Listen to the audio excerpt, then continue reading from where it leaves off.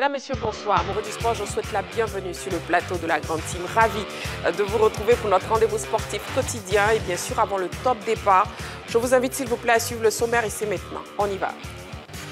Au sommaire de ce numéro de la Grande Team, les informations sportives d'ici et d'ailleurs, et c'est dans LGT News. Football local, décrié à domicile, brillant à l'extérieur, l'arbitrage ivoirien a-t-il deux visages? C'est la question au centre des discussions au cours de l'actu. Agréable soirée sportive en compagnie de Marie-Christine Bogré et ses invités.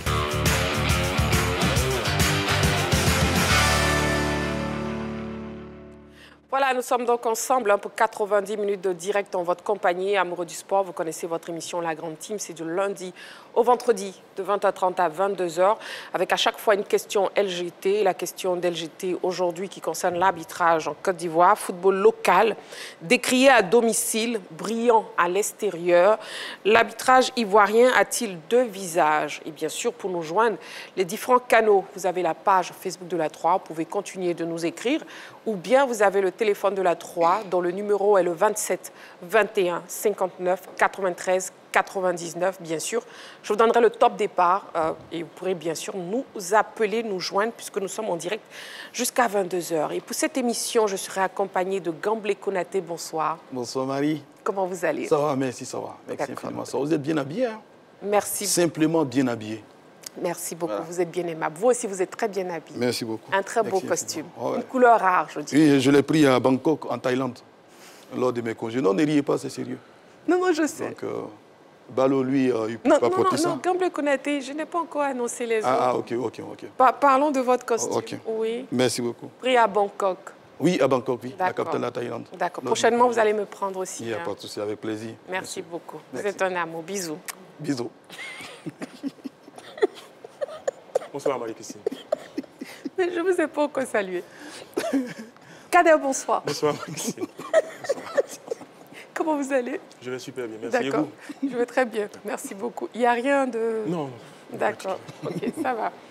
Bon, on a deux survivants de retour là. On a votre micro. On a Saint-Séverin. Bonsoir. Bonsoir Marie-Christine. Comment vous allez? Ça va super bien. Ça fait un bon moment qu'on ne vous voyait pas dans la grande team. Ouais, il fallait que je me repose quand même, surtout avec tout ce qui se passe à l'heure des tchatcheurs. Voilà, donc ça va, je suis les retours. D'accord, donc vous êtes bien reposé. Ça va super bien. Et vous êtes d'attaque. Merci. D'accord. Ravi de vous retrouver, Saint-Séverin. Merci Marie-Christine. Un autre aussi qui s'est très bien reposé. Si. Bonsoir Marie-Christine, ça va chez vous? Ça va. Je vais très bien. Ça va. Chez moi, ça va très bien, très bien. Non, ça se voit. Balo qui était donc en congé pour un mois. Oui. La fin de Mais je tiens à dire à Gamblé Konaté que oui, il a fait ses vacances à Bangkok, mais moi, je suis le maire de Bangkok. Donc c'est fort de cette fonction que je suis revenu à Abidjan. Ah. Ouais. Kader. Rien à dire. D'accord. Okay. Bon, Kader, nous, on était là, hein? Oui, fidèle au poste. Voilà, fidèle au poste. La grande team, nous sommes en direct jusqu'à 22h. Ne l'oubliez pas, la question LGT, je vous redonne. Football local, décrié à domicile, brillant à l'extérieur. L'arbitrage ivoirien a-t-il deux visages? Ce sera tout à l'heure dans l'actu. LGT News, c'est la première rubrique de cette émission. Et c'est maintenant. On y va. LGT News. Basketball NBA pour commencer les news de ce mardi. Lakers, LeBron James a repris les entraînements. Pour la première fois depuis sa blessure au genou gauche il y a 2 mois, la superstar de la NBA, LeBron James, s'est entraîné hier lundi. L'ailier des Lakers s'est montré rassurant, affirmant au passage se sentir en pleine forme. Le basketteur américain âgé de 40 ans a même posté une vidéo sur Instagram à l'entraînement de New York. En tout cas, il apparaît en bonne forme après avoir souffert d'une entorse des ligaments de genou gauche contractés en avril lors d'une défaite en play-off contre Minnesota. Mec, ça fait du bien de revenir sur le terrain. Je n'ai pas arrêté la rééducation et l'entraînement afin de revenir à mon niveau, a posté LeBron James. Il semble déterminé à être prêt pour le camp d'entraînement de pré-saison en octobre prochain. Tennis, Medvedev retrouve le top 10. Sinner, toujours leader. Le dernier classement ATP a été publié hier lundi.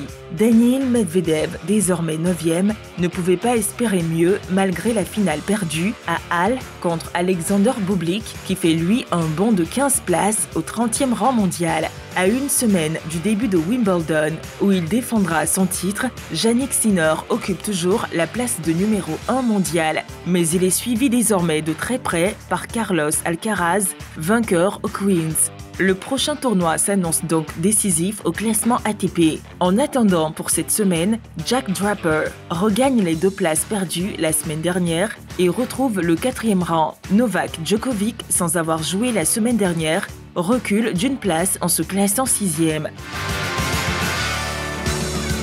Boxe. Canelo Alvarez promet l'enfer à Terence Crawford. Canelo Alvarez s'apprête à affronter son challenger Terence Crawford dans la catégorie des super moyens le 13 septembre prochain à Las Vegas. À quelques mois de ce combat très attendu, la promotion de l'événement annonce déjà les couleurs.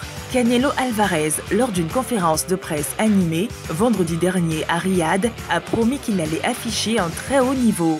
Ce combat va être l'un des meilleurs de ma carrière, a-t-il avancé. Canelo Alvarez ne manque surtout pas d'ambition. Je suis très enthousiaste et motivé parce que j'ai envie de marquer l'histoire, a ajouté le champion unifié des super moyens. Terence Crawford, en homme averti, préfère se concentrer sur sa préparation. Rendez-vous à Las Vegas, a-t-il simplement répondu. Football à présent, Footsteel, Ligue 7, de belles démonstrations à l'Agora de Koumassi. La grande finale de la 7e édition du championnat de Côte d'Ivoire Freestyle Football, dénommé Footsteel League, a tenu toutes ses promesses à l'Agora de Koumassi le week-end dernier. Malgré une météo contraignante, l'événement parrainé par la présidente de l'UNPSCI, Cathy Touré-Kodo, s'est déroulé dans une ambiance festive, notamment avec la première phase disputée samedi, qui a vu les enfants de Koumassi gratifier le public venu nombreux d'un spectacle de qualité. Placé sous le signe de la sensibilisation à l'environnement durable, la culture et le sport, cette étape a été marquée par la prestation de la slameuse Grace Bonali. L'ultime épreuve de ce week-end spécial Footsteel League 7 a été remportée chez les Titans par Mobio Kevin Archvan d'Abobo avec 112 points. Fabrice Aziz Doloro-Soro de Boaké s'est imposé dans la catégorie des étoiles avec 72 points. Bernard Efficace des Diambars de Koumassi, chez les aspirants freestylers, a eu la faveur du jury présidé par Madame Awa Doumbia.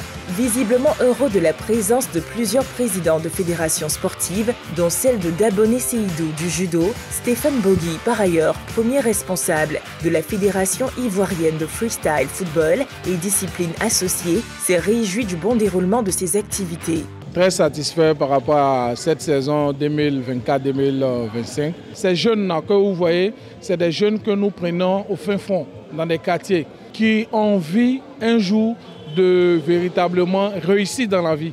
Et quand ils se donnent à une discipline, qu'elle soit nouvelle, qu'elle soit ancienne, véritablement, je crois qu'ils ont besoin de soutien. Faites parler votre cœur, que la FIDA a besoin de vous.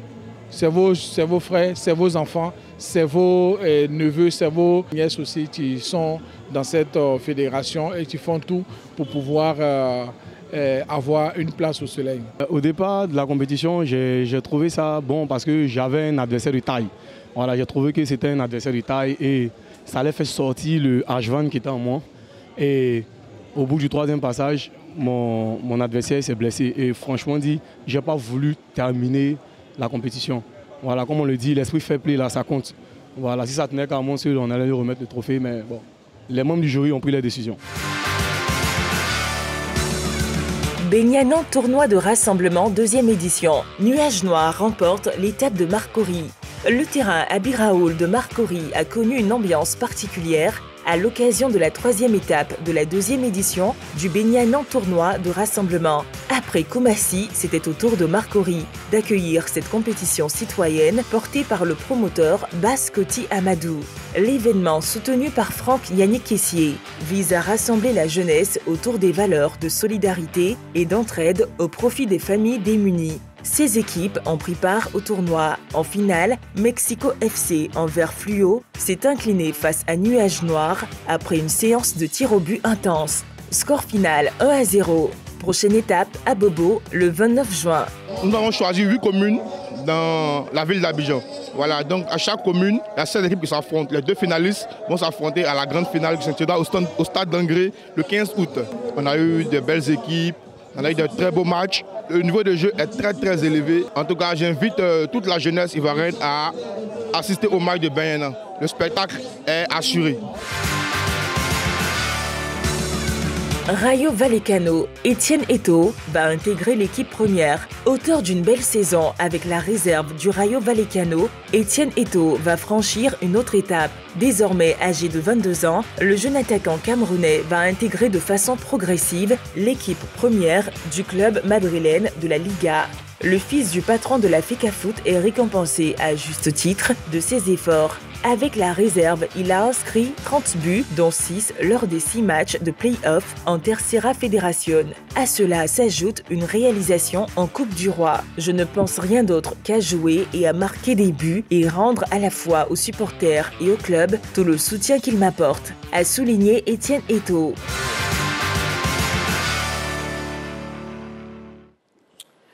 Voilà, nous sommes en direct sur la 3. Une autre information pour vous, amoureux du sport. Ligue 2, saison 2025-2026. L'Africa dans la poule B avec des Cadors. Le prochain championnat de Ligue 2 fera forcément des étincelles, notamment dans la poule B, où l'Africa Sport d'Abidjan aura fort à faire à de sérieux concurrents. Pour la montée au sein de l'élite, parmi eux, on peut citer pêle-mêle le Sporting Club de Gagnoa, Yamoussoukro FC, Leader, Espérance d'Issia, l'ES Benjerville et autres. Liste de Sassandra relégués dans cette saison se retrouve dans la poule A en compagnie du Denguélé, Dagy, Lanfiara, Jacques Dangré, etc. Voilà. Et on débriefe justement cette news avec Saint-Séverin. Ah oui, une nouvelle saison qui s'annonce. Une nouvelle saison qui s'annonce pour l'Africa Sport. Vous savez que le club a fini le championnat avec un recours devant une des commissions de la Fédération ivoirienne de football pour cette affaire de filet percé dont on a entendu parler lors de la dernière journée entre Agboville et l'Africa. Malheureusement, les héros y ont été déboutés. Donc oui, une nouvelle saison en Ligue 2 s'annonce pour le club, alors qu'en novembre aussi, il y aura les élections à la présidence de ce club-là.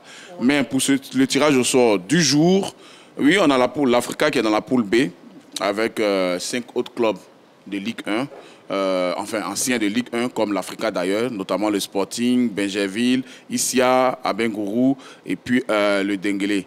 Bon, beaucoup de personnes ont déjà prédit que c'est la poule de la mort, alors que dans la poule A, il y a 7 anciens de la Ligue 1. On ne s'en rend pas compte.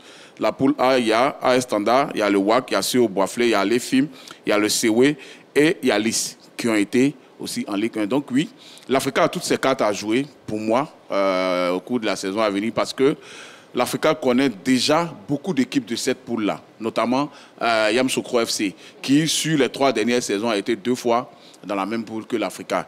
Je pense que la nouveauté, c'est surtout le Sporting Club, qui est, avec l'arrivée de Tomin Taïron Nikos, devenu en termes de financement un ogre de notre championnat, mais les résultats n'ont pas encore suivi cette saison. Donc oui, l'Africa a de sérieux clients dans cette poule, mais l'Africa commence à s'habituer et doit maintenant faire un sprint final de tonnerre pour aller en Ligue 1. Merci Saint-Séverin. Et Balo, oui, avec vous, on parle de Etienne Eto'o qui va intégrer l'équipe première de Rayo Vallecano. Oui, le fils de Samuel Eto'o, fils Etienne Eto'o, a annoncé qu'il va intégrer l'équipe première du Rayo Vallecano le 30 juin prochain. Oui. Eh bien, il va l'intégrer fort de belles performances qu'il a réalisées. Hein. Je pense que ça a été déjà mentionné dans l'élément. Il a été buteur lors d'un match de Coupe du Roi seulement au bout de 15 minutes de jeu, ce qui est quand même un exploit pour un jeune issu de la réserve. Mais pas que.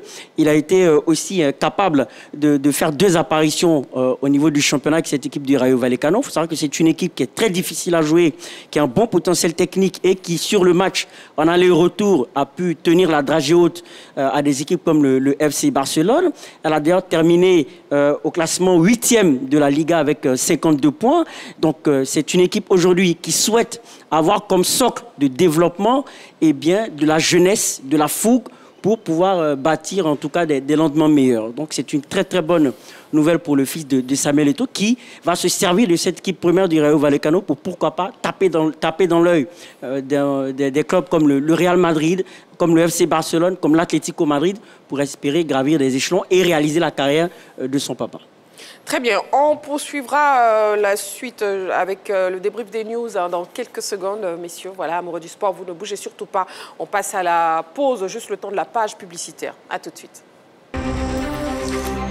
Allez, salut à tous et bienvenue dans l'heure des tchatcheurs et merci de votre confiance. Messieurs, installez-vous confortablement le temps de cette chaude empoignade. Mais ils doivent aller gagner, ils doivent aller prendre 3 points en déplacement. À chaque jour suffit sa peine, monsieur Soileau. C'est ça le football. À la recherche de sensations footballistiques autour d'un débat, ne cherchez plus. L'heure des tchatcheurs, le débat sportif par excellence, déroule le tapis rouge pour des débats encore plus fun. Tu emploies le mot parce qu'il faut les employer. Plus chaud bouillant et plus critique. Quand tu es un compétiteur, tu ne te laisses pas marcher dessus. Je suis désolé. On peut tout me raconter, mais il n'y a pas photo. Sinon, parce que tu es champion d'Afrique, que c'est fini, tu es titulaire à part entière. L'heure des tchatcheurs n'a jamais été aussi envoûtante comme cette saison. Monsieur Massagourou, 3 finales, c'est le football en déplacement et à la maison. Ah donc tu n'aimes pas les finales, monsieur Soileau? Non, c'est parce que la mais je parle. Une défaite encourageante. Donc ça veut dire quoi? Il y a le profil, il y a la polyvalence. Oui, des éléments qui importent. Laisse-nous attendre. Magat et ses tchatcheurs, sans langue de bois, vous donnent rendez-vous du lundi au vendredi à 10h en direct sur la 3. Les débats plaisir, c'est toujours sur la 3. Allez, salut. La 3, nous offrons 3 fois plus de sport.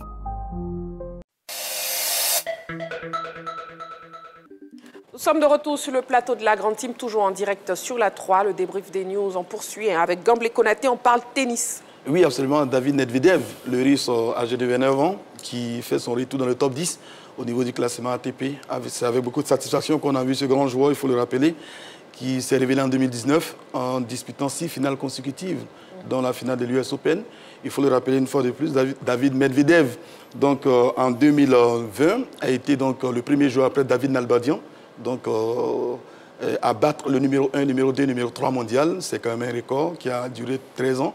Et en 2022, février 2022, il faut le rappeler, il a été donc numéro 1 mondial après avoir donc, on va dire, battu le Big Four qui était composé de Roger Federer, Rafael Nadal, Novak Djokovic et puis Andy Murray. C'est donc ce grand joueur de tennis de nationalité russe qui fait donc son retour dans le top 10. Un top 10 qui est toujours dominé donc par Carlos Alcaraz, l'Espagnol qui a brillé une fois de plus au Queens dans le tournoi qui sert de préparation à Wimbledon. Pardon? Non, Yannick Sinner, lui, il a joué à Halle. Il était à Halle, donc malheureusement. Pas, quand vous parlez pareil dans le micro, sinon on ne vous entend pas. Voilà, donc Halle.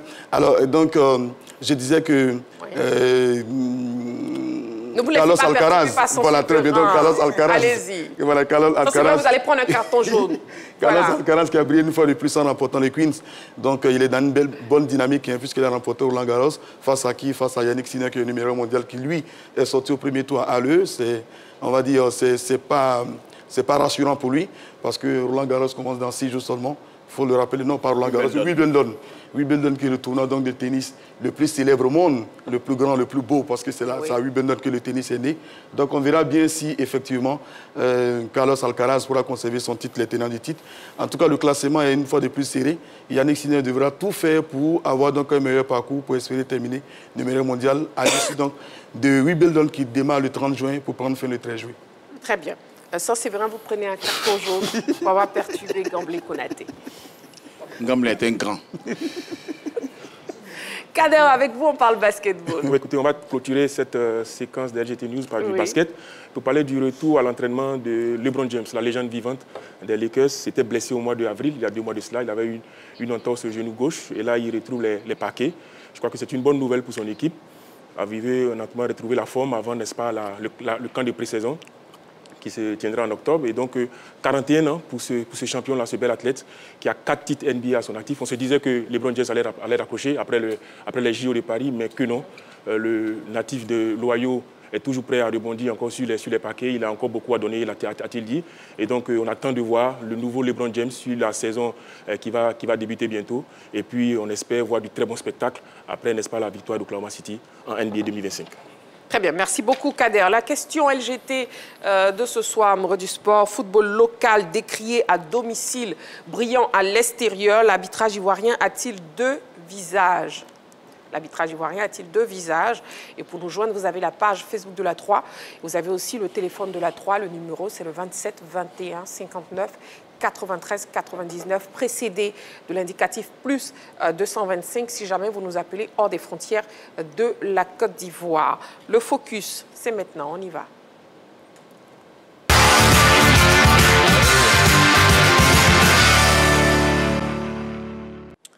Alors, c'est en novembre dernier que Yann Diomandé a signé son premier contrat professionnel avec le Leganés en Espagne à 18 ans. Très vite, il s'est intégré au sein de cette formation reléguée en 2e division, en vacances à Abidjan. Il s'est confié au micro de Kema Patrick dans une interview. Mais avant l'interview, déjà, qu'est-ce que vous pensez de ce joueur? Saint-Séverin, votre micro. Beaucoup de bien, et surtout que il arrive dans un championnat qui correspond à son style de jeu. C'est un attaquant technique, un jeune joueur prometteur. Il a surtout beaucoup de qualités. Quand les Ivoiriens ont entendu parler de Leganés, c'était surtout parce qu'Alain y était. On a oublié que dans l'antichambre, il y avait aussi Diomandé, qui petit à petit, sur les derniers matchs de la saison, s'est vraiment fait un trou dans cette équipe et qui a commencé à taper d'ailleurs dans l'œil de certains grands. Il est peut-être trop tôt pour lui de faire le pas, mais pour l'instant, il sentit très bien dans cette équipe de Leganés qui malheureusement est descendue en Ligue AB.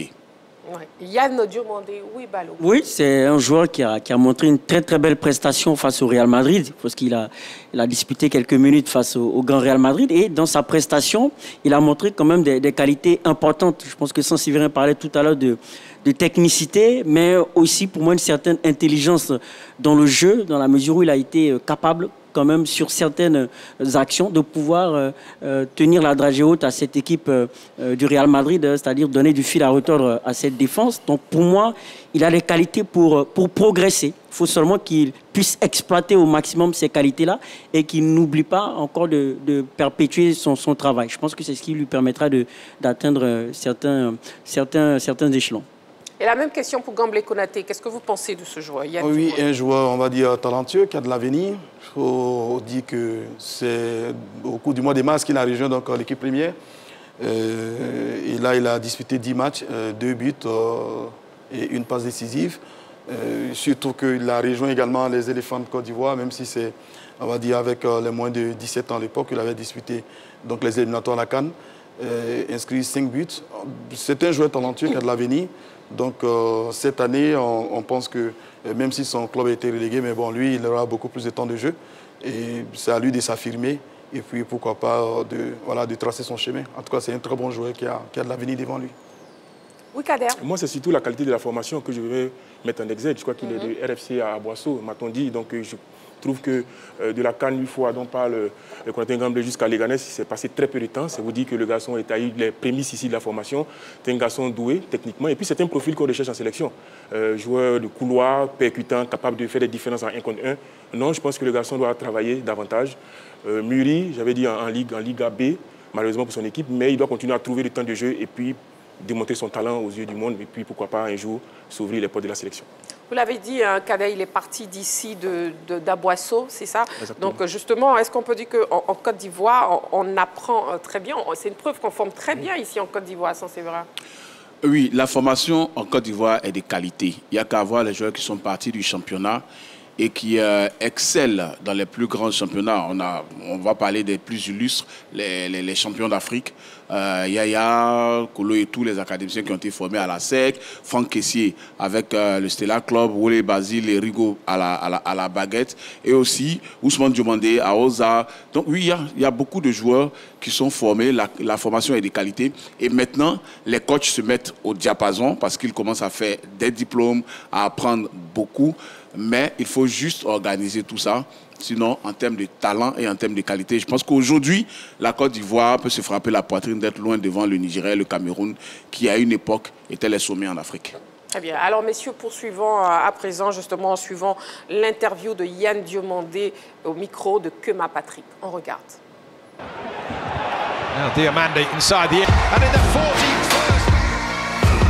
41st. Sur le plan individuel, je dirais pas parfaite, mais bonne passe. Même si le résultat n'était pas ce que le club attendait, mais individuellement, je dirais que la saison était bonne.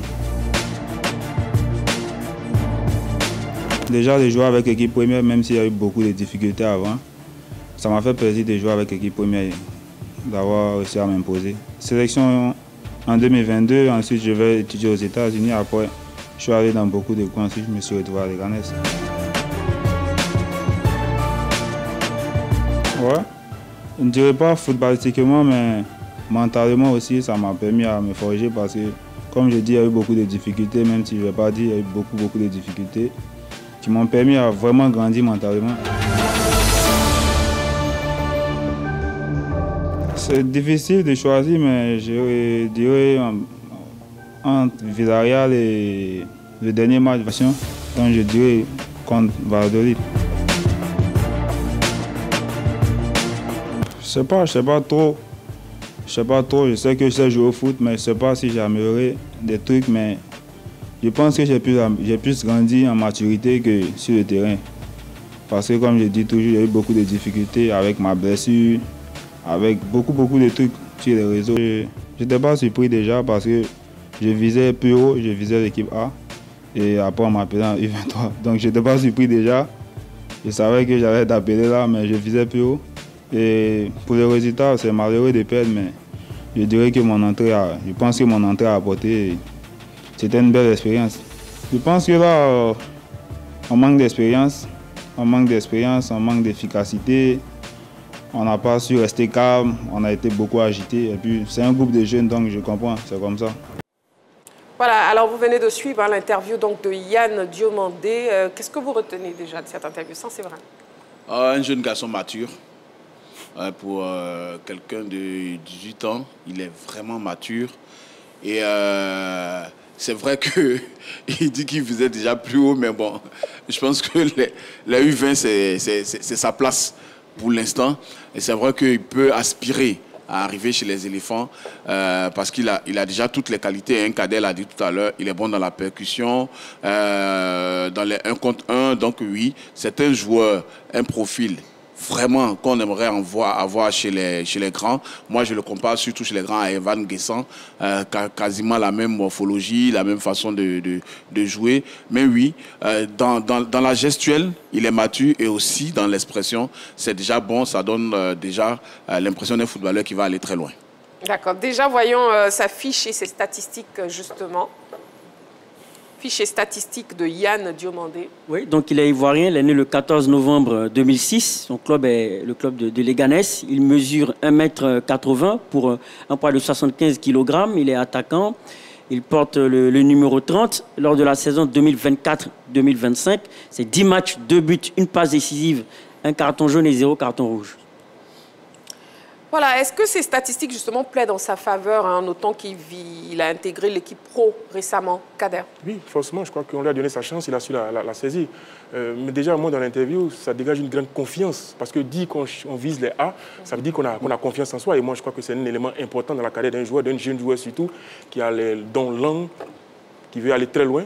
Et donc, pour moi, ces statistiques-là, en tout cas, parlent pour lui. Je pense qu'il a tapé dans l'œil de ses responsables, de ses responsables techniques, j'ai envie de dire. Et donc, pour la saison B, en Liga B, on devrait pouvoir le voir plus souvent, n'est-ce pas, dans l'effectif de son club. Gamblé Konaté. Ah oui, absolument. Pour abonder dans le même sens que Kader, je pense qu'il a commencé sa saison, enfin, il était avec l'équipe réserve parce qu'il était d'abord aux États-Unis, il a rejoint donc Libre, on va dire Leganés. L'équipe réserve, on le surclasse. Il rejoint donc l'équipe première à l'occasion de la 29e journée face au Real Madrid. Balo l'a dit tout à l'heure, donc il n'a joué que 10 matchs pour 2 buts et 1 passe décisive. Bon, c'est bon, je pense que s'il avait débuté la saison avec l'équipe première, il aurait pu faire mieux. Maintenant, il aura certainement moins de pression puisque l'équipe a été malheureusement reléguée. Je pense qu'il aura beaucoup plus de temps de jeu en deuxième division. Et en plus, ce sont ces bonnes prestations-là qui ont fait qui l'ont valu sa sélection donc, avec la U23, parce qu'il a quand même joué avec, face aux Pays-Bas. Donc, il a une marge de progression importante devant lui. En plus, les terres techniques, balles au pied. Donc, voilà, on le voit en tout cas dans quelques années, pourquoi pas, rejoindre l'équipe première comme c'est son ambition, parce qu'il dit qu'il voulait l'équipe première, malheureusement. Bon, c'est son ambition. Ça va venir, ça va venir. En tout cas, Yann Diomandé, qui est un ailier très talentueux, effectivement, qui joue des 2 pieds. Donc, Balo, oui. Il joue des 2 pieds, ce qui veut dire que c'est un avantage, justement, dans l'optique d'une éventuelle sélection au niveau de l'équipe A. Ça permettra donc d'avoir une multitude de profils. Et puis pour moi, il correspond à l'ailier moderne. Pour moi, au profil moderne, il faut être capable de jouer des 2 pieds, de faire des différences. Et c'est une très, très bonne nouvelle. Et ce qui m'a frappé dans l'interview, c'est qu'il a dit que son meilleur match, c'était le match face à Valladolid. Pourquoi? Parce qu'il a été, selon lui, plus déterminé dans cette rencontre-là. Ce qui veut dire qu'il veut justement se décrire comme quelqu'un de déterminé, sinon s'identifier. Il a le profil, il a l'état d'esprit pour aller loin, mais maintenant il faut pouvoir le perpétuer dans le temps. Oui, ça c'est vrai. En dehors des statistiques, parce qu'il fait quand même fort, hein, il arrive en cours de saison, il prend le championnat quasiment à la fin et il fait plus de stats que quasiment la moitié des attaquants ivoiriens qu'on a. Il marque plus de buts sur la même période que Allaire, par exemple, qui est notre numéro 1. Donc oui, mais en dehors des statistiques, il y a la gestuelle même sur le terrain. Diomandé est vraiment excellent. Balle au pied, dos au but, dans les appels, comme ça. Ça va prendre du temps peut-être, mais on sent déjà que la Côte d'Ivoire a de la relève. La Côte d'Ivoire a de la relève et justement on a une petite compile sur ses performances à vous présenter. On regarde maintenant Yann Diomandé. On y va. Here on the southern outskirts of the Spanish capital of Madrid, and it really is to his feet. Voilà donc le focus de ce soir qui était dédié à Yann Diomandé. On a marqué une petite pause, juste le temps de la page publicitaire. Vous ne bougez surtout pas, amoureux du sport. Donc quelques secondes seulement, on poursuit notre émission. À tout de suite.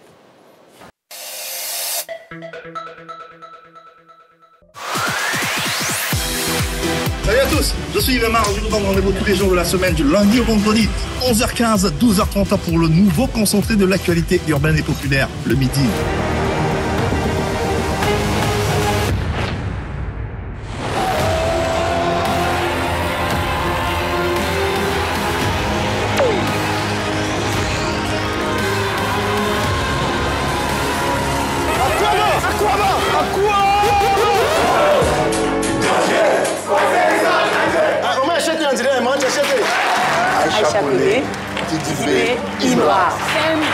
Ça sera du feu.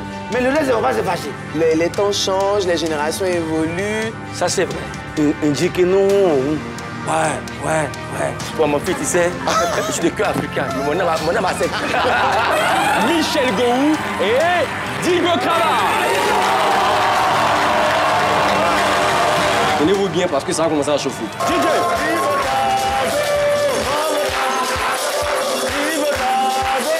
C'est la folie ici dans le midi. Venez!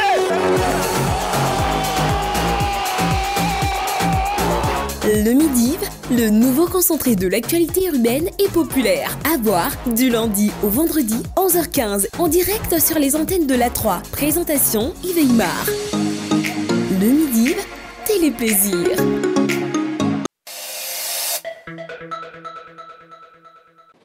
Allez, de retour sur le plateau de la Grande Team, toujours en direct sur la 3, la chaîne qui vous offre 3 fois plus de sport. Il est grand temps de passer à l'actu. On y va.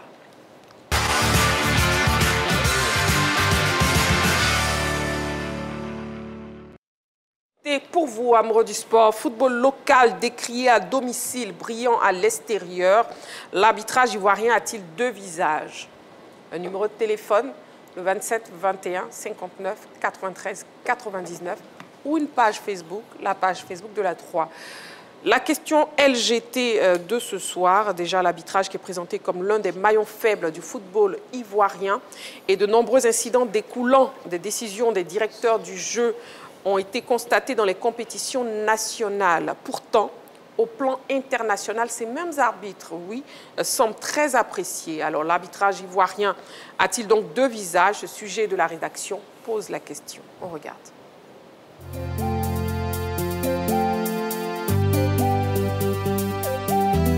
Dimanche 27 avril 2025, stade Robert Champrou de Marcory, 23e journée de la Ligue 2. Le leader Sporting Club de Marcory et l'Union sportive du Tchologo s'affrontent dans un match dont l'issue pourrait s'avérer décisive pour la montée en Ligue 1. L'équipe locale domine et semble tenir le bon bout en menant rapidement 2-0. Mais les visiteurs se relancent grâce à un pénalty accordé par l'arbitre Ali Traoré. La suite du match est tendue et les décisions du maître du jeu sont contestées à plusieurs reprises par l'équipe de Marcory et ses supporters. C'est dans ce contexte qu'au bout du temps additionnel, l'arbitre accorde un nouveau pénalty à l'US Tchologo. C'est la goutte d'eau qui fait déborder le vase. Des supporters envahissent la pelouse et les arbitres trouvent refuge dans les vestiaires. Le match est interrompu et ne reprendra plus. Ce scénario n'est malheureusement pas un cas isolé cette saison dans les compétitions de la Fédération ivoirienne de football. À plusieurs reprises, notamment dans les championnats de Division 3,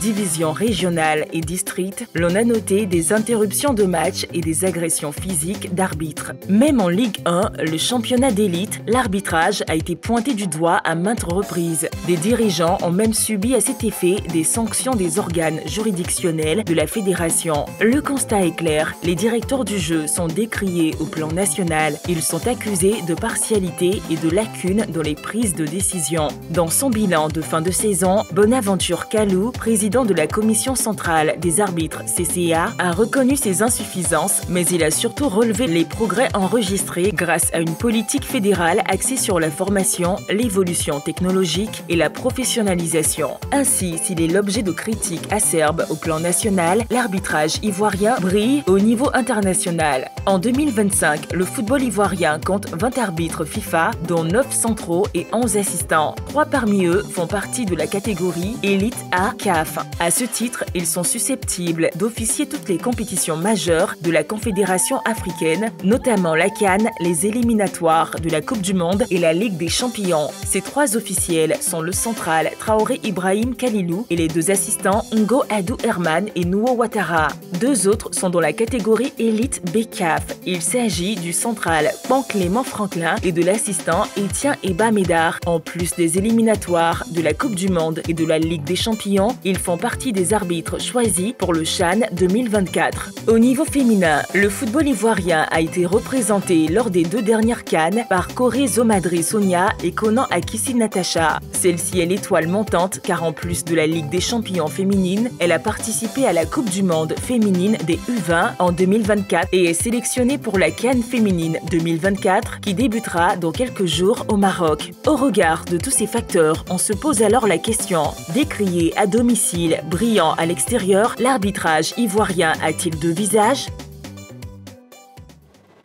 Et oui, c'est donc la question LGT de ce soir. Football local, décrié à domicile, brillant à l'extérieur, l'arbitrage ivoirien a-t-il 2 visages? Avant d'ouvrir le débat, déjà, je vous propose de voir la liste des arbitres ivoiriens FIFA et des arbitres ivoiriens élite CAF. Oui, donc comme arbitre, on a M. Biro Kwasi Frédéric, M. Koulibaly Abou, M. Kokora Hugues Modeste, Mme Kone Akissi Natacha, M. Koré Zomandré, Non, une dame, c'est M. Plo, ouais. Mme Koré Zomandré, autant pour moi, M. Pan Clément Franklin, Soro Thioni Ferré, M. Traoré Ibrahim Kalilou, M. Vlei Patrick Tanguy. Voilà. Et donc, comme arbitre assistant, on a oui. Adjouman Kobenan Prosper, Akwa Kosonou Denise, Apia Ndako Edwige, Bamba Kalilou, Etienne Eba Médard, Kone Lanciné, Ungo Adou Herman, Ouattara Nouo, Talou Priska, Yao Amira Bernadette et Tan Marius. Très bien, merci Balo. N'oubliez pas, le téléphone est ouvert, hein, vous que nous suivez en direct actuellement sur la 3, le 27 21 59 93 99, le numéro de téléphone de la 3. La question LGT, football local, décrié à domicile, brillant à l'extérieur, l'arbitrage ivoirien a-t-il 2 visages? Messieurs, s'il vous plaît, à vos panneaux, soit un oui ou un non, et bien sûr, après, je vous laisserai argumenter. C'est donc un oui, j'ai failli dire pour tout le monde, mais sans Séverin a vite changé son petit panneau. Donc, c'est un oui pour tout le monde, à l'exception de Saint-Séverin qui me donne un non. C'est bien ça, Saint-Séverin? D'accord, très bien. Football local décrié à domicile, brillant à l'extérieur. L'arbitrage ivoirien a-t-il deux visages? Kader, on vous écoute. Écoutez, depuis de nombreuses années, hein, on est habitué à ce scénario, j'ai envie de dire, des arbitres qui sont décriés ici en Côte d'Ivoire et qui font bonne prestation du temps même de Seye Adrien Marigno, de Boubacar Charaf, de Douenou Mandiès lui-même, qui étaient décriés sur le plan national, mais qui pourtant, sur le plan international, eh bien, il n'y avait pas photo, tant que les performances étaient saluées par tous. Donc pour moi, ce scénario-là est dû depuis toujours. Et puis après, il y a peut-être la pression aussi. Il y a la pression ici sur le plan local parce que très souvent, les supporters vont avec des a priori au stade. Donc, dès que l'arbitre siffle en leur défaveur, en défaveur de leur équipe, tout de suite, on pense qu'il n'est pas bon, on le taxe de mauvais arbitre, d'arbitre corrompu. Je pense que ce sont des facteurs pour moi qui agissent sur la prestation et la performance des arbitres ici. À l'extérieur, il y a moins de pression. Il y a moins de pression quand il va. Et puis, troisième chose, c'est que ce n'est pas un cas spécifique à la Côte d'Ivoire. Dans tous les pays, vous avez ce scénario-là. Vous avez des arbitres qui sont décriés. Je prends par exemple le cas des Égyptiens. Quand le Samalek et le Al-Ahly doivent s'affronter, les deux équipes font tellement de pression sur la fédération qu'on prend des arbitres qui ne sont même pas égyptiens pour arbitrer seulement le match aller, le match retour en Égypte. C'est vous dire à quel niveau, au plan local, la pression est forte. Et pour vous citer encore l'arbitre anglais, Michael Oliver, qui est décrié en Angleterre, mais qui, sur les matchs de la Ligue des Champions, eh bien, fait de belles prestations. C'est pour vous dire que ces arbitres-là, quel que soit le pays dans lequel on se trouve, sur le plan local, eh bien, ils sont décriés. Et puis à l'international, eh bien, ils font des prestations ici. Ça vous dit qu'on n'est pas philosophe chez soi, tout simplement. D'accord, merci Kader. Nous avons un appelant, Monsieur Yapo. Il nous appelle de Faya. Bonsoir, Monsieur Yapo. Oh, nous l'avons perdu. Pouvez nous rappeler, s'il vous plaît, Monsieur Yapo, au 27 21 59 93 99. Nous sommes en direct jusqu'à 22 h. Et vous avez le droit à la parole, bien sûr, dans votre émission La Grande Team. Donc, n'hésitez pas. Vous pouvez nous rappeler ou bien vous pouvez nous écrire aussi sur la page Facebook de la 3. Bon, après avoir écouté Kader sur la question LGT, Kader qui a donné un oui et qui a argumenté. On va partir avec le oui de Gamble Konaté, avec ses arguments. Oui, effectivement, j'ai dit oui, parce que le constat, il est quand même amer. On va dire, il y a une grande différence entre les arbitres au niveau national, au niveau local, et puis les arbitres internationaux. Mais il est également important de préciser que, au plan local, les arbitres ne bénéficient pas des mêmes circonstances, du même environnement, en fait. Parce que il faut aussi rappeler que pour devenir arbitre, ça commence très tôt. Déjà, la commission, chaque année, la commission centrale des arbitres lance un recrutement à travers l'ensemble du territoire national. Il faut avoir 18 ans et avoir le niveau bac au terminal pour s'inscrire pour rejoindre une commission régionale. Et ça vous prend pratiquement 8 ans pour passer donc, du statut d'arbitre, on va dire, régional à arbitre fédéral, en passant bien sûr par arbitre des ligues. Une fois en Ligue 1, donc une fois que vous êtes arbitre fédéral, vous avez 3 ans pour être, pourquoi pas, proposé, si vous avez des bonnes notes, donc pour être proposé par la commission centrale des arbitres, comme arbitre international, on vous propose à la CAF ou à la FIFA. Et donc, fort de cette expérience acquise durant le parcours ici au niveau local, forcément, on arrive donc au niveau international avec beaucoup plus, on va dire, d'expérience. Là où on officie des matchs dans un environnement, c'est vrai qu'il y a beaucoup d'attentes là-bas et tout, mais on a déjà un background qui nous sert en fait d'expérience et d'expertise. Au plan local, les arbitres en Côte d'Ivoire, bon, c'est un cas qui est plus ou moins général, ils ne bénéficient pas des mêmes outils de travail forcément. Vous voyez, aujourd'hui, on a, bon, peut-être qu'on va en parler après, on a par exemple des arbitres qui ont ce qu'on appelle, à travers la Goal Line technologie, ils ont une montre qui les aide à prendre des décisions si le ballon a franchi la ligne ou pas. Mais en Côte d'Ivoire, on n'en trouvait pas. Vous avez dans le domaine international ces arbitres, les Pan Clément, les Hugo Correa et autres, lorsqu'ils officient, on va dire sur le continent africain, ils ont également d'autres technologies qui les accompagnent dans la prise de décision. Oui. Il y a même la VAR et tout ça. Aujourd'hui, en Côte d'Ivoire, c'est vrai, la VAR a fait son arrivée en fin de championnat, mais ce sont quelques éléments qui vont aider les arbitres locaux donc à prendre des décisions, on va dire, beaucoup plus objectives et puis moins critiques. De toute façon, la VAR et tout ce qu'il y a comme invention aujourd'hui autour du football, en termes d'arbitrage, vient donc pour aider ces arbitres-là qui ne sont pas des hommes qui sont sains, mais qui ont besoin aussi d'être soutenus, d'être accompagnés, on va dire, par tous les moyens de bord pour qu'ils puissent prendre les décisions les plus objectives possibles. Parce que souvent, ils sont décriés, c'est vrai, à tort ou à raison. Mais bon, voilà. D'accord, merci beaucoup, Gamble Konaté. Ce qui me plaît avec vous, c'est que vous dites on va en parler plus tard, mais quand même vous évoquez le sujet. Bon, on n'en parlera plus alors. C'est terminé. Allez, nous avons un appelant, monsieur Rabé Paul. Il nous appelle de San Pedro. Bonsoir, monsieur Rabé Paul. Bonsoir, Marie-Christine. Bienvenue sur le plateau de la Grande Team. Merci beaucoup. Bonsoir à la Grande Team. Voilà. Bonsoir, monsieur Rabé. Monsieur Rabé Paul, on vous écoute. Football local décrié à domicile, brillant à l'extérieur. L'arbitrage ivoirien a-t-il deux visages? Oui. L'arbitrage ivoirien a deux visages. Oui. Et je m'explique. Sur le plan local, il faut reconnaître que avant que nos arbitres ne soient des arbitres, ils ont d'abord leur club au niveau de la Côte d'Ivoire. Eux, ça, malgré leurs efforts, malgré ce qu'ils ont appris à l'école de l'arbitrage, ils ont du mal à laisser leur club perdre. Nous l'avons connu dans le temps avec ASEC Africa, où il fallait chercher des arbitres. Même ça continue encore. Où s'il y a des matchs au niveau local qui sont très importants, on va chercher toujours des arbitres au Burkina Faso pour ne pas qu'on assiste à cela. Et il y a aussi la pression du public. La pression du public ivoirien fait que nos arbitres commettent souvent des erreurs qu'ils ne pouvaient pas commettre. Mais à l'extérieur, ils cherchent à donner le meilleur d'eux-mêmes parce qu'ils n'ont pas de club et ils cherchent à être retenus par la FIFA. Donc, ils font tout pour donner le meilleur d'eux-mêmes. Mais au niveau local, vraiment, c'est difficile. Donc, en conclusion, je dirais que l'arbitrage au niveau de la Côte d'Ivoire a deux visages. Merci. Merci à vous, monsieur Rabé Paul. Merci beaucoup pour votre participation à l'émission. Voilà, monsieur Rabé Paul qui nous appelait donc de San Pedro. Décrié à domicile, brillant à l'extérieur, l'arbitrage ivoirien a-t-il deux visages? C'est aussi un oui pour Balo et on écoute ses arguments. Oui, absolument. Eh bien, l'arbitrage ivoirien a deux visages parce qu'il y a deux contextes différents. Je pense qu'il y a un contexte houleux. Il y a eu des matchs que nous, on a eu à retransmettre sur la 3 où on a eu des jets de projectiles en direction des arbitres. Ça va même au-delà de la contestation populaire, ça va au-delà du ras-le-bol exprimé sur les réseaux sociaux ou via d'autres canaux. Donc, des jets de projectiles et même, si vous voulez, des tentatives même d'atteinte à l'intégrité physique. Donc, du côté de l'extérieur, ça c'est au plan local, ce contexte houleux. Du côté de l'extérieur, on a un contexte plus apaisé.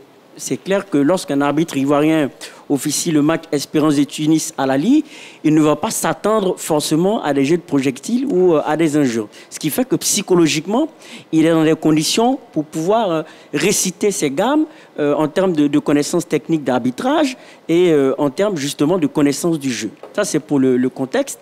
Pour les outils, en plus de ce que Ngamblé Konaté a signalé, il y a aussi les oreillettes pour permettre justement à l'arbitre de pouvoir communiquer soit avec ses assistants ou avec les arbitres de la VAR. On a été très souvent au plan local démunis à ce niveau-là, au niveau de certains outils. Alors qu'au niveau de certaines compétitions au plan international, eh bien, on a tous ces outils-là qui permettent justement d'ajuster, de réajuster le travail des arbitres et de leur permettre de progresser. Le troisième volet, qui est le dernier, c'est la formation.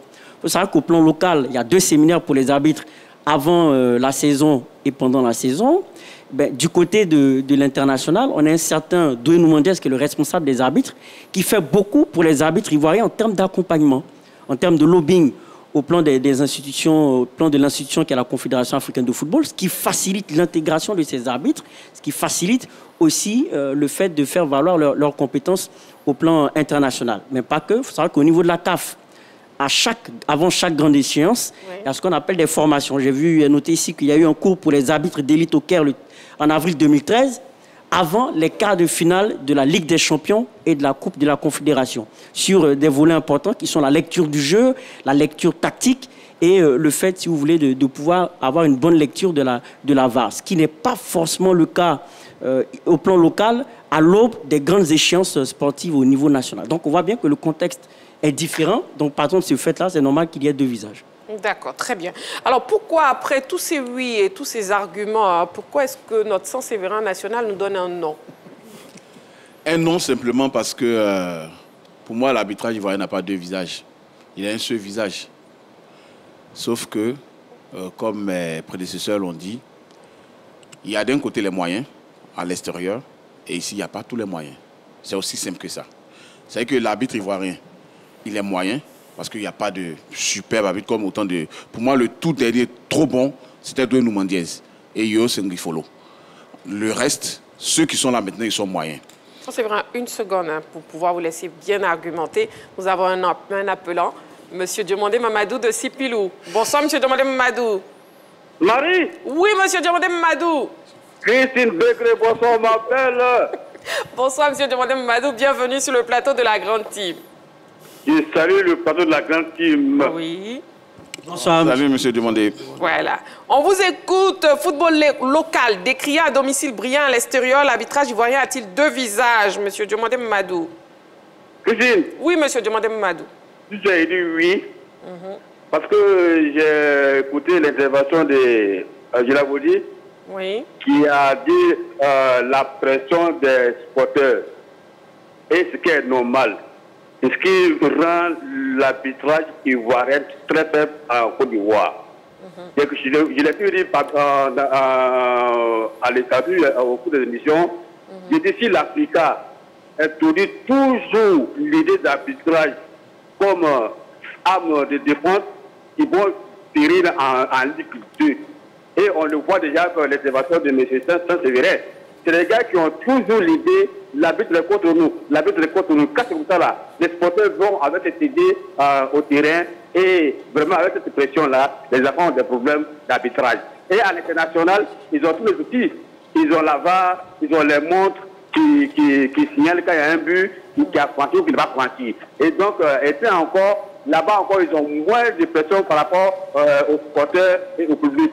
Donc là, ils montrent leur vraie valeur, leur vrai visage, sans pression et visage de qualité de l'arbitrage.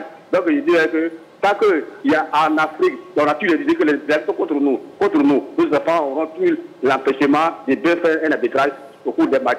Christine? Oui, M. Diomandé Mamadou. Bonne nuit, bonne émission à toi. Bonne nuit. Merci beaucoup, M. Diomandé Mamadou. Bon, nous, on n'est pas encore prêts à dormir sur le plateau. On va laisser ça, c'est vrai, argumenter. Oui. Voilà, donc je disais, il y a d'un côté, à l'extérieur, où il y a tous les moyens technologiques et la formation avant, pendant et même après les matchs. Donc, c'est exceptionnel là-bas. On voit leur vrai visage. C'est un compliment. Ici, ils sont défavorisés. Défavorisés parce qu'il n'y a pas toute la technologie.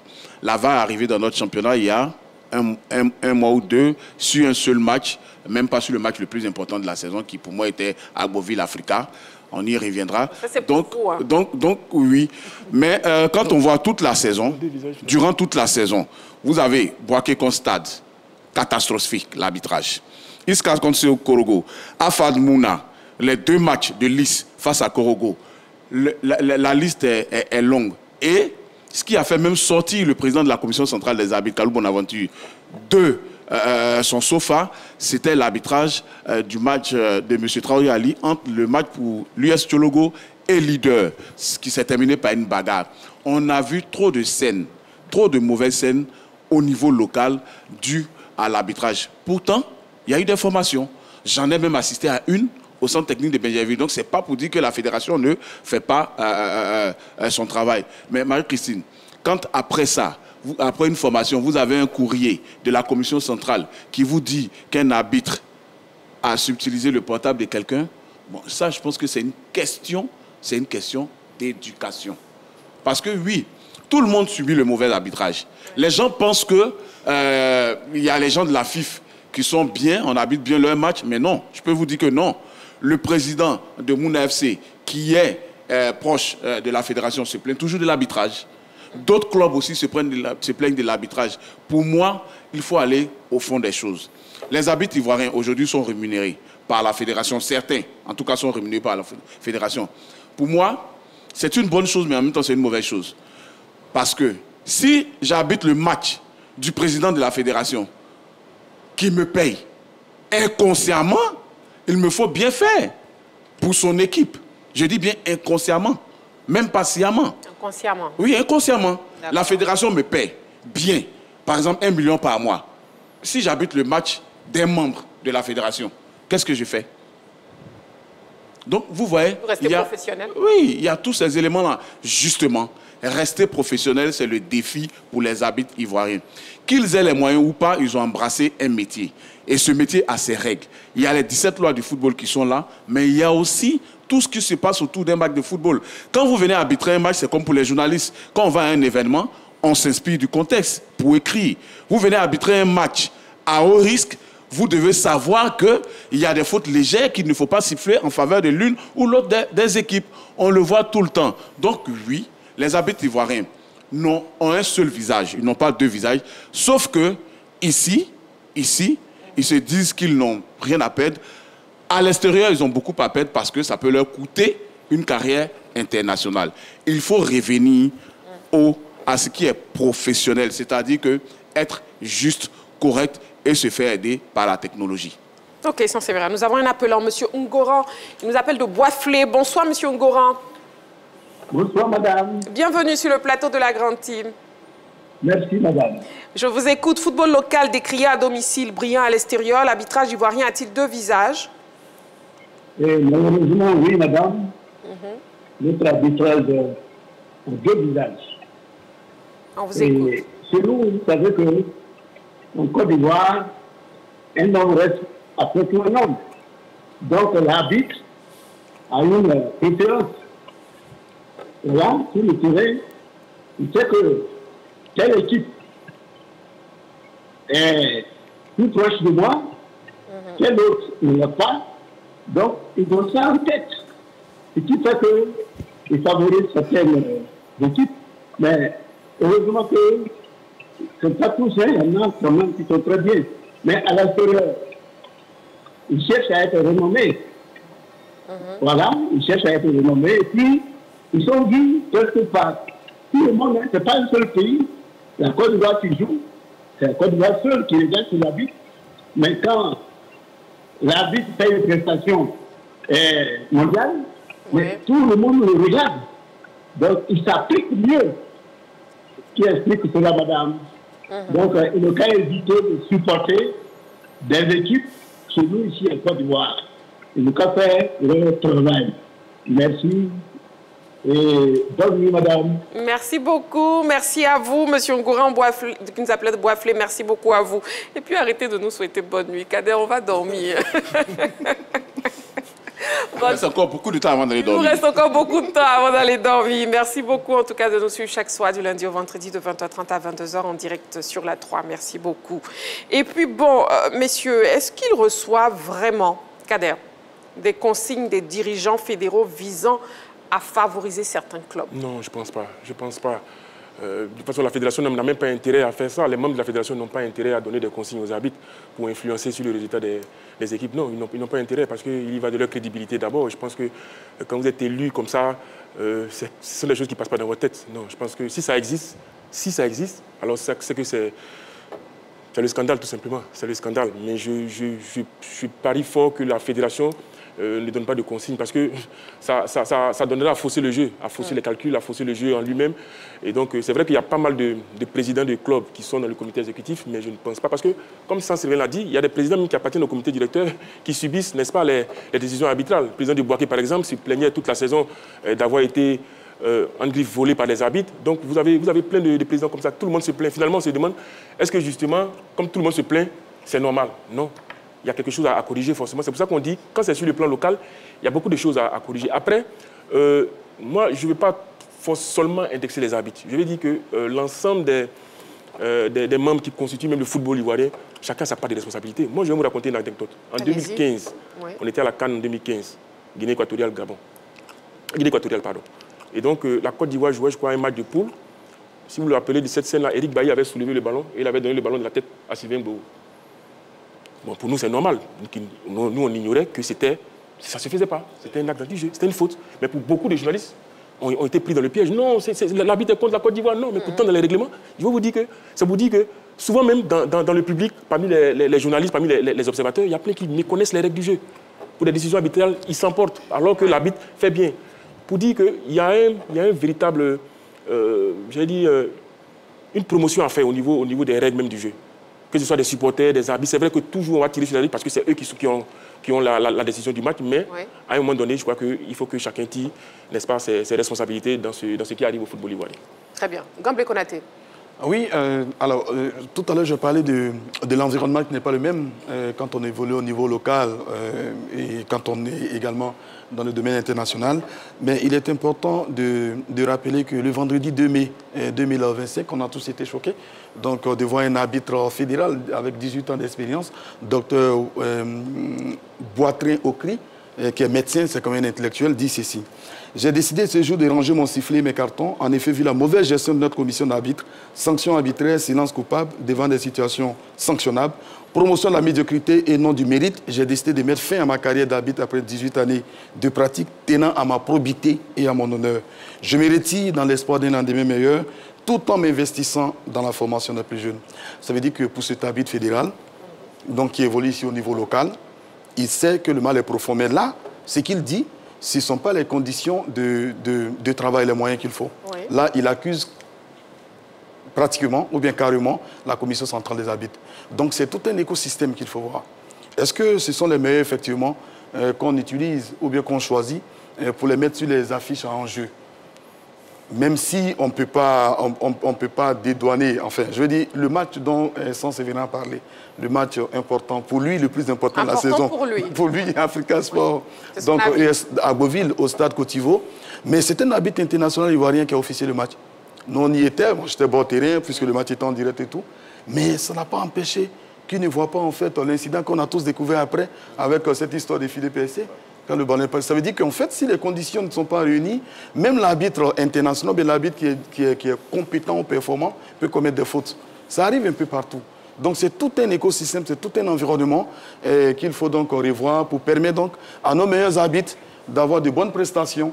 Et c'est valable, en fait, du moins c'est profitable à tout le monde. Parce que quand on parle des décisions d'arbitrage, des mauvaises décisions d'arbitrage, mais à qui cela profite? Parce que quand un arbitre qui, pour une faute légère, entre guillemets, accorde un penalty, mais c'est profitable à l'équipe adverse qui ne se plaît pas. Ah ouais. Et demain, quand ils subissent cela, ils trouvent que l'arbitre n'est pas bon. Vous voyez un peu, Marie-Christine Begré. Oui. Donc forcément, quand des arbitres prennent des décisions, ça arrange un côté, ça n'arrange pas l'autre. Et demain, quand ça se retourne contre eux, ils estiment que l'arbitre n'est pas bon. Donc bref, les erreurs d'arbitrage font partie du football, mais il faut les minimiser. Je pense qu'avec les efforts fournis par la commission centrale des arbitres, les formations et tout, avec l'utilisation de la VAR, même si malheureusement on ne peut pas utiliser la VAR sur beaucoup de matchs, même pour la saison à venir, bref, il faut faire en sorte que nos arbitres puissent bénéficier de beaucoup de formations, mises à niveau et tout, des séminaires et tout ça, pour faire en sorte que, bon, mais on ait moins de choses à leur reprocher. Et nous avons un appelant, M. Adama Sangaré. Bonsoir, M. Adama Sangaré. Bonsoir, Madame Marie-Christine. Oui, bienvenue sur le plateau. Vous nous appelez d'où, s'il vous plaît?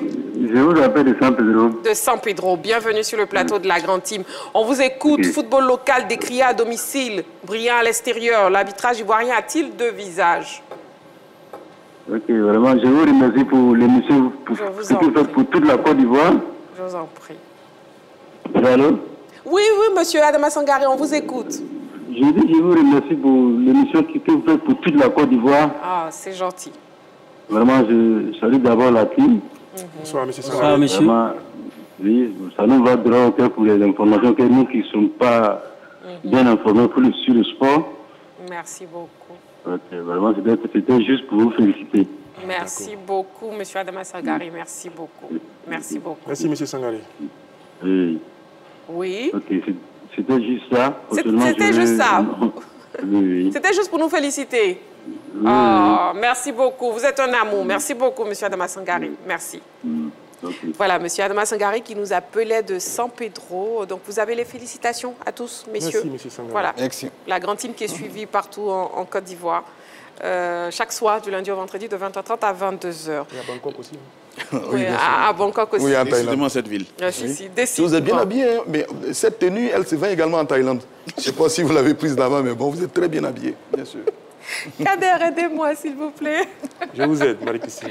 Allez, oui, Balo. Oui, moi, c'est juste faire partager, je pense, une expérience. Je pense que j'ai été au symposium dans le cadre d'un reportage de la Confédération africaine de football, où il y a eu un exposé du responsable des arbitres de la CAF, M. Denouman Diaz, mais un bilan de la compétition chiffré sur le profil de la compétition. Quand je dis profil de la compétition, j'entends par là le nombre de fautes commises et la nature des fautes qui étaient répétitives dans la compétition, de sorte à donner un indicateur, un repère aux arbitres pour la prochaine édition de la Coupe d'Afrique des Nations. Je pense que là aussi, ça peut, au-delà des séminaires qui sont déjà faits, j'ai déjà rappelé qu'il y a 2 séminaires au plan local essentiellement, mais au-delà des séminaires, des formations qui sont déjà donc, effectuées au niveau local, on peut s'en inspirer, de faire des bilans fréquents, mais des bilans chiffrés sur la cartographie, le profil de jeu de notre championnat, afin de donner des points de repère aux arbitres, bien sûr, pour les différentes saisons à venir, pour, si vous voulez, anticiper un certain nombre de réactions de la part des acteurs du football. Ça, c'est 1. Et 2, moi, je pense que l'une des causes aussi de cette contestation populaire envers les arbitres, c'est qu'on a nourri quand même une défiance à l'endroit des arbitres. C'est vrai qu'il y a des arbitres qui sont mauvais, mais en Côte d'Ivoire, ils ne sont pas tous mauvais. Il y a des meilleurs, mais sauf qu'il y a eu une défiance. Les arbitres qui sont mauvais, les arbitres qui sont moins bons. Oui, qui sont moins bons. Bon, enfin, oui, mais moins bons, mais il y en a aussi qui sont mauvais à 3 catégories. Moins bons. Restons sur le moins bon, voilà. Si vous voulez. Bon, oui, bon, enfin, Allez-y, Balo. Ouais, je vais mettre un peu d'eau dans, voilà, dans mon bissap. C'est mieux.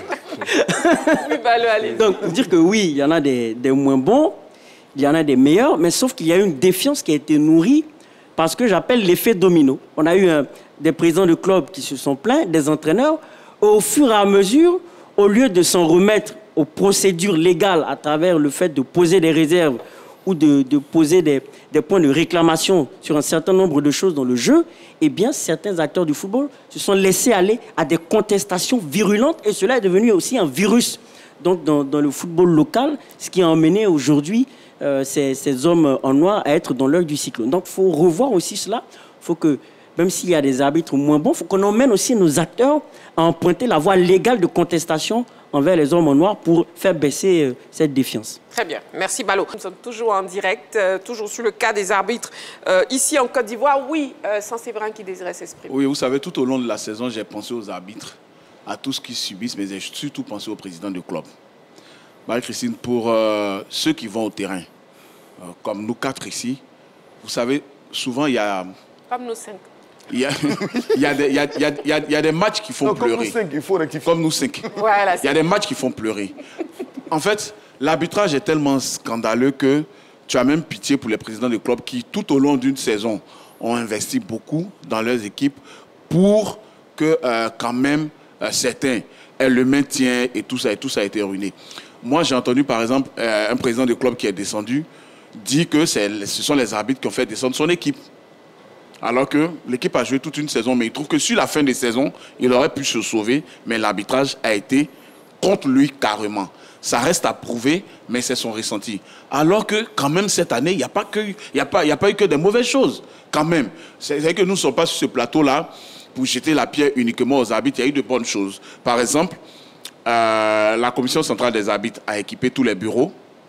Pour la désignation des arbitres, au lieu de le faire à main levée, par exemple, il y a un logiciel qui a été mis en place. Donc, c'est un logiciel qui désigne les arbitres pour ne pas que le même nom revienne 2 fois. Par exemple, sur un match, il y a eu l'introduction de la VAR. Bon, on l'a vu sur un seul match, c'est vrai. Et il y a eu aussi, les arbitres payaient les tenues avant. 150 000 par arbitre. Ça n'existe plus. Ça, c'est un plus à gagner pour les arbitres. Donc, ça doit les emmener quand même à être meilleur, ça.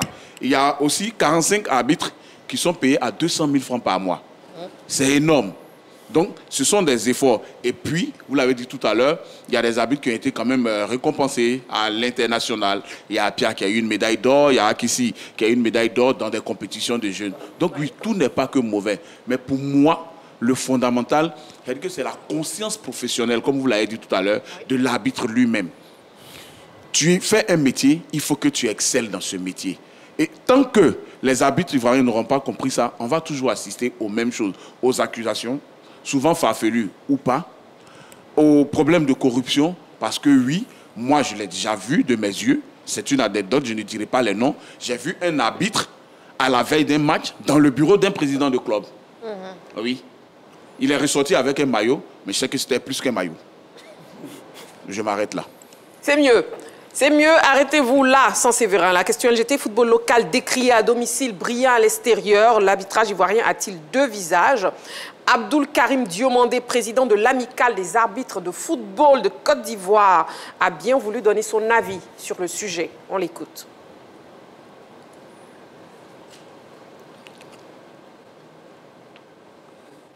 Bon, avant l'élément de... Il faut indiquer que l'arbitrage de football a été de tout temps décrié parce qu'il met à rude épreuve les émotions et les ressentis du public. Et l'arbitrage ivoirien ne fait pas l'exception. Quant à la perception du double visage de l'arbitrage ivoirien, elle peut s'expliquer par plusieurs facteurs, notamment les stéréotypes entretenus le plus souvent à tort par certains médias qui mettent davantage l'accent sur les erreurs d'arbitrage lors des matchs du championnat local, contrairement au championnat étranger. J'en veux pour preuve, il n'est pas rare de voir la déferlante de commentaires acerbes de certains consultants sportifs quand dans le championnat ivoirien, un arbitre commet une erreur, tout en oubliant que l'erreur est humaine.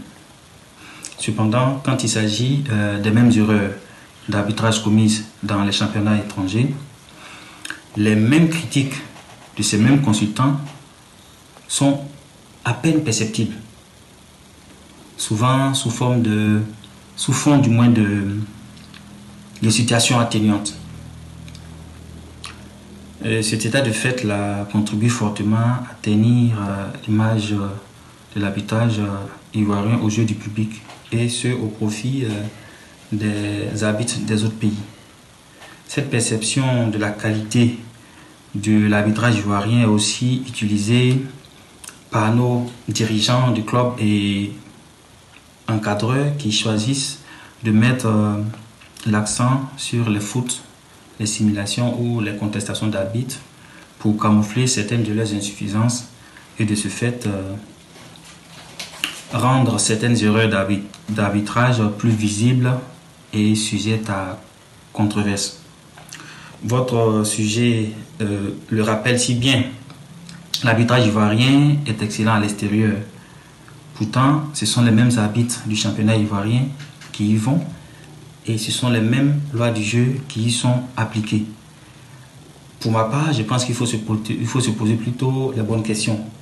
Celle de l'impact des médias sur la perception générale, la qualité de l'arbitrage ivoirien, mais au-delà, le rôle de ces médias-là dans la promotion du football et de ses acteurs. Bien entendu, cela ne doit pas occulter certaines erreurs d'arbitrage durement sanctionnées par la Commission centrale des arbitres. Car s'il est vrai que certaines critiques sont faites à tort, il n'en demeure pas moins que dans nos rangs, il y a certains arbitres indélicats qui, fort heureusement, constituent une faible proportion. C'est donc de la mauvaise foi que de juger toute une corporation sur la base de quelques erreurs d'arbitrage dont les sanctions sont rendues publiques par la Commission centrale des arbitres. Pour finir, je souhaiterais dire que même si nul n'est prophète chez soi, il faut reconnaître que l'arbitrage ivoirien a atteint un niveau plus qu'acceptable. Et il a plutôt besoin d'un environnement apaisé, dénué de tout soupçon, où la critique constructive des acteurs du football ivoirien permet son évolution constante. Voilà, c'était donc les propos de Abdoul Karim Diomandé, président de l'amicale des arbitres de football de Côte d'Ivoire. Et puis écoutons à présent les journalistes sportifs qui sont exprimés aussi à notre micro par rapport au sujet de ce soir. On écoute. Nous avons plusieurs témoignages qui indiquent donc les scènes de la corruption sur certains arbitres relativement à certains matchs. Des arbitres auraient donc faussé le résultat final des matchs. Mais justement, ces arbitres qui sont beaucoup décriés, dont les décisions sont beaucoup contestées ici sur le plan local, sont paradoxalement donc sollicités à l'extérieur. Je vais pas citer le nom, mais prendre juste un exemple, sans nommer l'arbitre en question. Alors, l'année dernière, on a vu donc une dame qui a officié un match ici de championnat de Côte d'Ivoire de Ligue 2.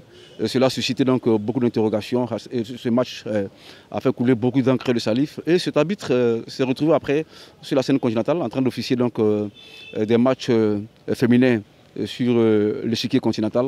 Alors comme je le disais donc à l'instant, cela nous amène donc à nous poser une question. Est-ce que la véritable raison, c'est l'arbitrage lui-même ou c'est le regard qu'on porte ici sur le plan local à cet arbitrage? Je pense que le public ivoirien est peut-être beaucoup trop exigeant, attend beaucoup plus des arbitres, ou alors le public ivoirien a cette suspicion-là, qu'à chaque coup de sifflet de l'arbitre, on a l'impression, sinon on a le sentiment que c'est un coup de sifflet qui a été donné de manière délibérée, c'est un coup de sifflet qui a une seule intention, faire perdre une équipe ou alors faire gagner une autre équipe.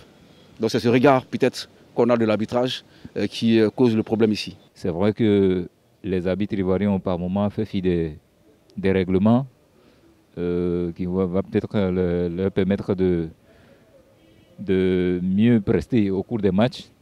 Mais on a toujours tendance à voir que dans le cours du jeu, ou bien contre le cours du jeu, ils prennent des décisions pas correctes. Et ce qui fait que des fois, les dirigeants de clubs, les supporters crient au désarroi. Mais pour moi, c'est un métier à haut risque. Et ce risque-là, on doit aussi les comprendre par moment et savoir que, comme je viens de le dire, qu'aucune œuvre n'est parfaite. Et les laisser le temps de parfaire les choses pour pouvoir donner un très meilleur visage très prochainement. Il ne faut pas se leurrer, il faut se dire la vérité. L'arbitrage ivoirien n'a pas deux visages. L'arbitrage ivoirien n'a qu'un seul visage. Et son visage, c'est que l'arbitrage ivoirien n'est pas bon. Voilà, c'est pas bon. Il n'y a pas d'arbitrage ivoirien à domicile qui est mauvais à domicile, qui est brillant à l'extérieur. Ce qu'on voit depuis des années, depuis des saisons, c'est que du début jusqu'à la fin, nos arbitres nous donnent de mauvaises copies. Voilà. Vous verrez que dans les grandes compétitions, nous ne sommes pas assez représentés. La dernière CAN, elle était à domicile, en Côte d'Ivoire. Il y a eu combien d'arbitres ivoiriens? Voilà, je ne me souviens pas qu'il y a eu un arbitre ivoirien au sifflet. Donc il faut se dire la vérité, il ne faut pas se leurrer. L'arbitrage ivoirien aujourd'hui n'a pas bonne presse, que ce soit en Côte d'Ivoire, que ce soit à l'extérieur. Oui, je veux bien que les gens disent que, parfois on a des arbitres qui vont sur des matchs, sur les éliminatoires de la CAN, sur des éliminatoires de la Coupe du Monde. Mais quelles sont les prestations de ces arbitres-là? Voilà. Football local, décrié à domicile, brillant à l'extérieur. L'arbitrage ivoirien a-t-il deux visages? Le public sportif ivoirien s'est aussi exprimé. On l'écoute. L'arbitrage a deux visages. Parce que lorsqu'ils sont ici ils n'habitent pas bien. Oh, pourtant, c'est pas normal. C'est pas normal parce que quand on voit les championnats ivoiriens, il y a des fautes même qu'on voit dans le match, tout ça là. Ils ne prennent pas le football ivoirien au sérieux, au fait. Quand ils sont à l'extérieur, quand on les prend pour aller à l'extérieur, ils habitent bien, mais quand ils sont ici, sincèrement, ils ne prennent pas ça au sérieux. L'arbitrage ivoirien a deux visages. Puisque quand ils sont à l'extérieur du pays, les gars habitent très bien. Mais quand ils arrivent dans eux-mêmes leur propre pays, tu vois qu'il y a des difficultés. Voilà, je ne sais pas si c'est une situation de la VAR ou bien je ne comprends pas quoi. Il faut que la FIFA revoie ça quoi. Puisqu'il n'y a pas la VAR, donc l'arbitre peut se lever comme ça, le président du club peut se lever comme ça pour venir voir l'arbitre. Pardon, laisse-nous gagner ce match et puis on va repasser et puis après ils vont se voir, ils peuvent payer. Voilà, peut-être qu'ils sont là-bas là, ils n'ont pas le plein droit de faire ça. Voilà, donc je trouve qu'il y a deux visages. Deux visages, on peut le dire, puisque peut-être nos championnats, s'ils ne sont pas bien énumérés, c'est tout à fait normal qu'ils se combattent ici. Parce que si tu es bien énuméré, il n'y a pas de raison que tu ne fasses pas bien ton travail. Donc moi je pense bien que c'est la raison pour laquelle notre championnat est un peu bizarre. Il y a longtemps, les présidents de club qui intimident les arbitres, tout, ça existe il y a longtemps.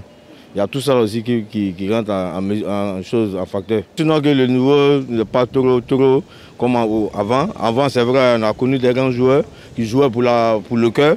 Aujourd'hui, tout est basé sur l'argent. Donc c'est pas facile. Donc, le nouveau, la preuve va venir que les championnats ivoiriens, tous les stades sont toujours vides.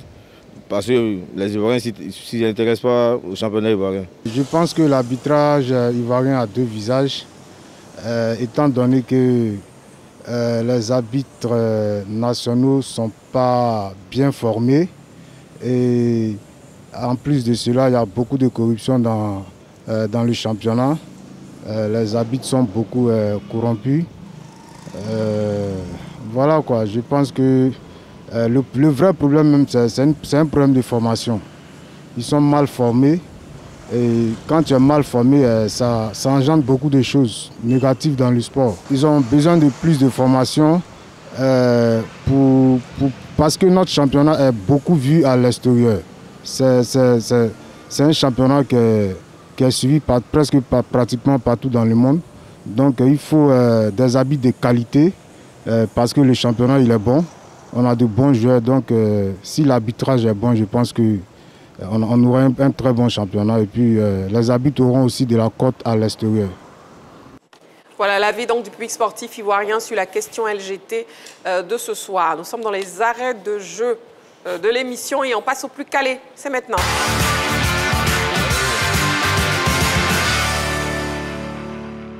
Le plus calé, oui, messieurs, à vos ardoises, le thème de ce soir, spécial Paris Saint-Germain. Spécial Paris Saint-Germain. On vous a dit d'écouter pas les bouts de couloir. On y va, première question. On se concentre, messieurs. Comment s'appelle le centre d'entraînement du Paris Saint-Germain? A. Camp des Jauges. B. PSG Campus. C. Camp des Loges. A, B ou C, on y va. Kader, vous m'avez dit que vous donnez la réponse B à la première question. Un C qui est écrit. La réponse C pour Kader, pour Gamblé Konaté, pour Saint-Séverin et la réponse B pour Balo. La bonne réponse, vous aurez dû rester sur votre réponse, c'est la réponse B. Ouais. Bravo, Balo. Ils sont plus au camp des loges, monsieur. Ils sont plus au camp des loges. Le PSG a quitté le camp des loges, son ancien centre d'entraînement, en juillet 2023 pour aménager au Paris Saint-Germain Campus son nouveau fief ultra moderne. En fait, petite anecdote, amoureux du sport, justement, Kader, hors antenne, m'a dit que sa première question, peu importe la question, il donnerait la réponse B. Et là, on arrive, il donne la réponse C. Vous avez perdu. Vous m'avez fait douter, Marie-Christine. Non, je ne vous ai pas fait douter. Deuxième question. Lequel de ces footballeurs ivoiriens n'a jamais joué au PSG? Ok. A. Kalou Bonaventure. B. Tiene Siaka. C. Akale Kanga. A, B ou C? On y va. C'est la réponse C pour tout le monde. Et c'est la bonne réponse. Félicitations. Oh là là. Troisième question. Qui est à ce jour le joueur le plus capé du Paris Saint-Germain? A. Marco Verratti. B. Marquinhos. C. Thiago Silva. A, B ou C? C'est la réponse B pour tout le monde sur le plateau. C'est la bonne réponse, Marquinhos. Oh là là le défenseur brésilien a joué au total 487 matchs sous le maillot du Paris Saint-Germain. Il fait mieux que Verratti et Thiago Silva. Il compte respectivement 416 et 315 apparitions avec le club parisien. Quatrième question. Quel est le meilleur buteur africain de l'histoire du Paris Saint-Germain? A. Mustapha Daleb. B. François Mpélé. C. Georges Weah. A, B ou C, messieurs? On y va. La réponse A pour Saint-Séverin, tout comme pour Gamblé Konaté. La réponse B pour Kader. La réponse C pour Balo. La bonne réponse est la réponse A. Mustapha Daleb, la gloire du football algérien, a marqué 98 buts avec le Paris Saint-Germain. François Mpélé et Georges Weah comptent respectivement 95 et 55 buts. Cinquième et dernière question. On se concentre très bien, messieurs. Combien d'entraîneurs ont dirigé le Paris Saint-Germain sous l'ère Catasport Investment? A. 8. B. 9. C. 10. On y va. A, B ou C? La réponse A pour Gamblé Konaté, tout comme pour Saint-Séverin. La réponse B pour Balo. Kader, c'est quoi ce 9? 9 entraîneurs, je veux dire. Mais pourquoi vous me fatiguez? Donc c'est la réponse B pour vous. La bonne réponse est la réponse A, 8.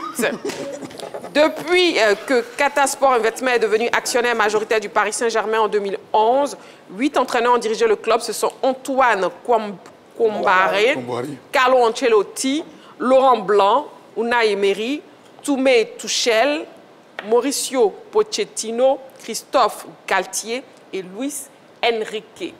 Le plus calé ce soir, nous avons donc une égalité parfaite entre Gamblé Konaté et Sans Séverin. Bon, vous allez danser tous les deux. Oui. On y va. La régie, musique. C'est pas moi, c'est pas moi. Les moins calés aussi, on bouge. C'est pas nous. La musique me dit c'est pas moi, c'est pas moi. Merci beaucoup, messieurs. Allez, c'est la fin de la grande team. Merci Gamblé Konaté. Merci Marie-Christine. Merci Kader. Merci Sans Séverin. On ne voulait pas sanctionner. Merci Malo.